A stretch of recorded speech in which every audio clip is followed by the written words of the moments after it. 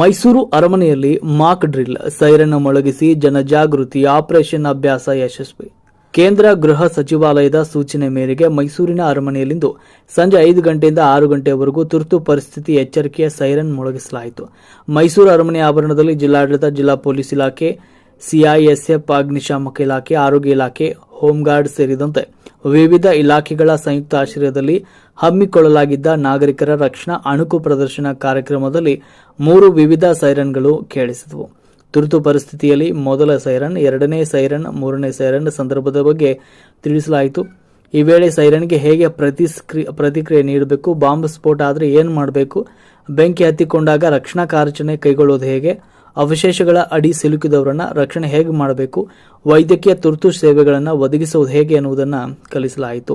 ವಿವಿಧ ಇಲಾಖೆಗಳ ಸಮನ್ವಯಗಳೊಂದಿಗೆ ಅಣುಕು ಪ್ರದರ್ಶನ ಯಶಸ್ವಿಯಾಗಿ ಮಾಡಲಾಯಿತು. ಹೋಂಗಾರ್ಡ್ಸ್, ಸಿಐಎಸ್ಎಫ್, ಆರೋಗ್ಯ ಇಲಾಖೆ ವೈದ್ಯರು ಹಾಗೂ ಸಿಬ್ಬಂದಿಗಳು ಸೇರಿದಂತೆ ಒಟ್ಟು 500ಕ್ಕೂ ಅಧಿಕ ಸಿಬ್ಬಂದಿಗಳು ಅಣುಕು ಪ್ರದರ್ಶನದಲ್ಲಿ ಭಾಗವಹಿಸಿದರು.